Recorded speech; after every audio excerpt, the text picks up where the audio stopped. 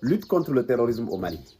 Les forces armées maliennes, les FAMA, ont frappé le village de Beledaga, dans la région de Ségou. Un village qui était infesté de terroristes, les forces du mal. Ces gens-là qui sont les premiers ennemis actuels de la race noire. Une dizaine a été neutralisée. Ouais.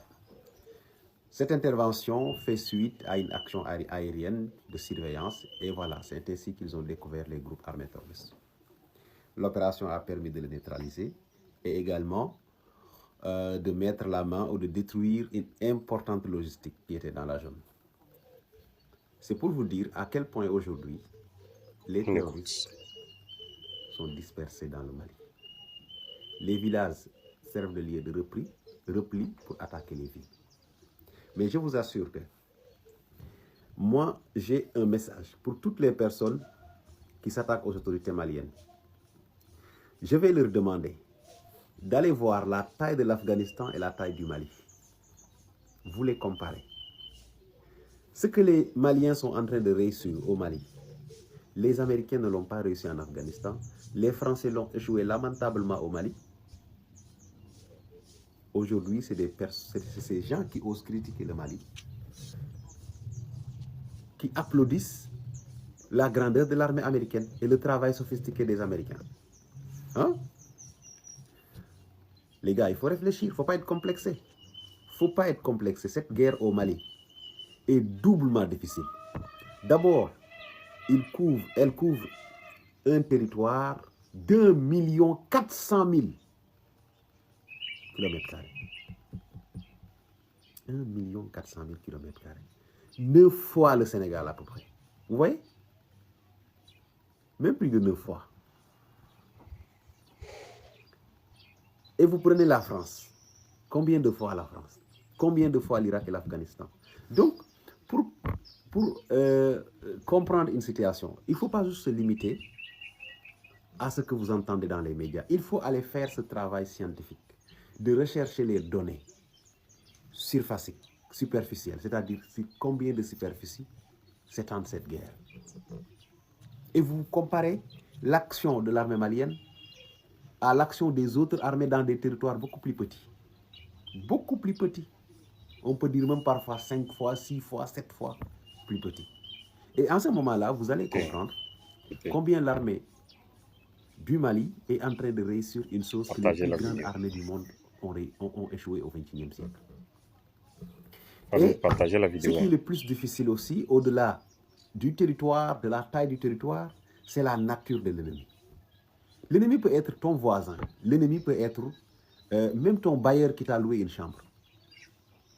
L'ennemi peut être le petit frère du soldat même qui va se battre pour défendre son territoire. L'ennemi peut être ta propre femme qui donne des informations au terreau pour attaquer.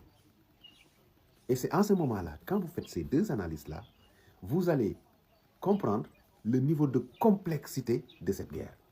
Je vous assure. Et moi, j'appelle tous les Africains à aider ces gens-là à vaincre le terrorisme. Les terroristes ne sont pas du tout des enfants de beau cœur. C'est des gens à éliminer. C'est des gens à éliminer. Ils peuvent utiliser n'importe quel nom. Ils peuvent vous appeler mouvement indépendantiste. C'est tous des terroristes. Ils peuvent vous parler des djihadistes. C'est des terroristes. Et la première chose, il faut comprendre pour ne pas tolérer ne serait-ce qu'un centimètre à ces gens-là, c'est de savoir que tout repose sur quoi? Comment contrôler le trafic de drogue et le trafic de minerais. Il n'y a que ces deux éléments-là qui sont aujourd'hui à l'origine de cette guerre au Mali. S'il n'y avait ni guerre, ni minerais, ni drogue, il n'y aurait jamais de guerre.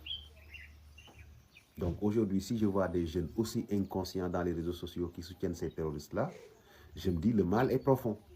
Le mal est profond. Voilà quelqu'un qui ne te considère même pas comme un humain, qui est drogué et envoyé dans des villages pour tuer des femmes et des enfants, brûler des maternités.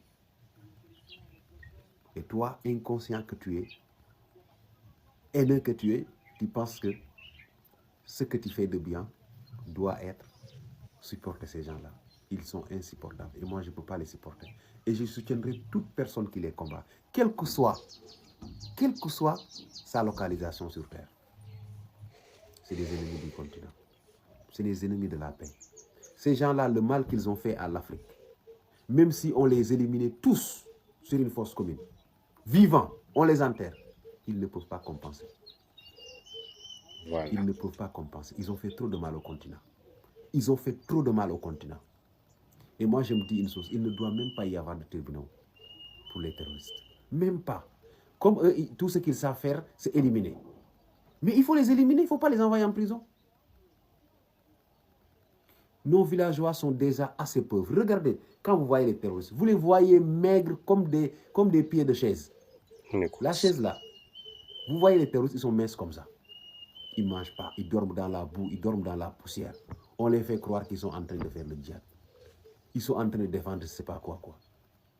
Alors que les personnes qui les envoient dorment dans des hôtels, ou dans des palaces où ils payent 20 000, 25 000 euros la nuit. Hein? Regardez-moi ça. C'est de l'inconscience. Il n'y a personne qui peut vous justifier ce qui se passe au Mali. Toutes ces personnes que vous voyez engagées dans ces guerres-là, regardez-les. Et allez voir les photos des chefs terroristes. Ils sont tous obèses. Ils sont tous en surpoids. Et allez voir les terroristes. S'il vous plaît, faites-moi cette comparaison. Allez comparer les photos des terroristes et les photos des chefs terroristes. Les terroristes sont hyper minces, maigres, mal nourris, mal alimentés. Et vous prenez les photos des chefs terroristes. Ils sont tous obèses. Ils ont tous des joues comme ça.